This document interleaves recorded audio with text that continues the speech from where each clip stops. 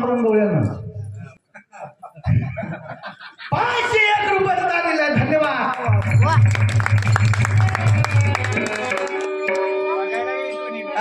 बघते की आता बघते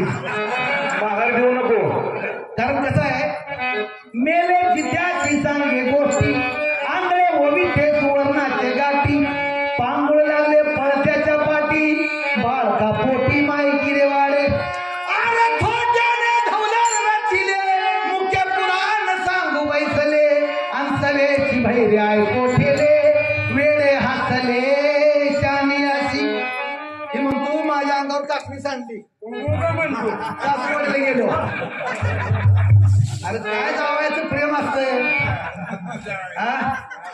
सासूचं जाव इतकं प्रेम असतं म्हणून महाराज म्हणतात जावय आला भाकरी जर करत असली सासू चुलीवर भाकरी करत असली जावय आला म्हणल्यावर काय करते माहिती का ही भाकर अशी चुलीत घालते तव्यावर हात ठेवते.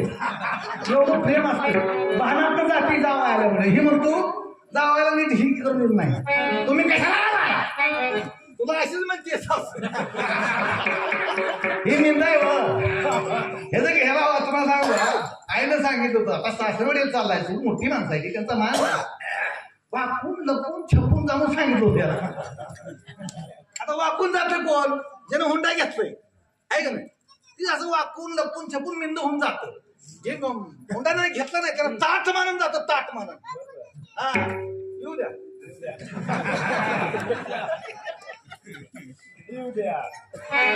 काकासाहेब पाटील या भाविका नुसता 101 रुपयाला दान दिलं. धन्यवाद धन्यवाद. जी मिंदा असताय ती वाकून जात ज्याने हुंडा नाही घेतला की ताट मानून जात. त्याला आईनं सांगितलं सासरकडे माणसं आहे ती मोठी माणसं आहे ती तू जरी असा दिसला मोठा तुझ्यापेक्षा लय सासरवाडी लय मोठी माणसं आहे ती त्यांचा मान राखून वाकून जात. घरात गेला वाकून वाकून चालत मधल्या वाटून काळांची वाटून पांढरी माझ्यामुळे गेलेलं रे बायका. आता बायकाला कसं आजवायचं कला कशी असते ती तुला सांगतो ऐक लक्षात ठेव. चालला सासरवाडीला पांडीतनं असा पांडीतनं चालला आता वाकून झालं काय वाटेवर मकाचा फड होता आदल्या दिवशी कंच कुणी खोडून नेली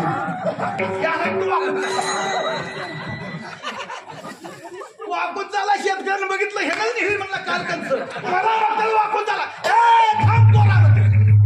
त्यानं ऊस उपसला 5 काल मग कसं बडवाय चालू केलं मग ह्याला अहो नाही आमच्या आईनं सांगितलं सासरवडीला जाताना वाकून लपून छपून जाऊन मी वाकून चालू ते शेतकरी म्हणला गेले ऊस तुला मारला गेला का असं जाऊ नको रे म्हणला मग कसं जाऊ द्या हो म्हणला हा हू करत आई तू सोडले शेतकरी म्हणतात हा हू करत चाल पुढे जरा 2 किलोमीटर गेल्यावर 5 पर्यंत फसं टाकलं एखादं पाखरू अडकलं उकेलेलं होतं आणि ही तिथं हा हू करत गेला असं पाखरू अडकायला हा हू गेला उडून पाखरू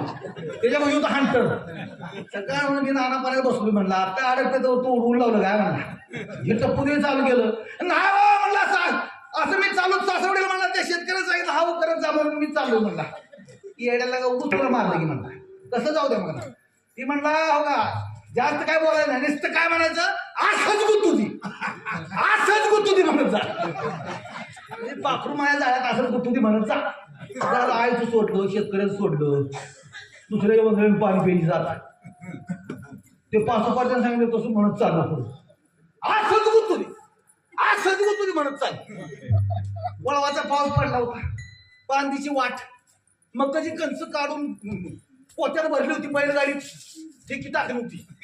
आणि बैलगाडी चाकीची करत अडकलं होतं ही निघाला असायचं असंच गुत्तुदी शेतकरी अपघात हो चाकाला असंच गुत्तुदी हे म्हणत चालला. शेतकरी चाबूक असं बाजूला घेतलं पाहुणा काय म्हणता अजून बरोबर म्हणता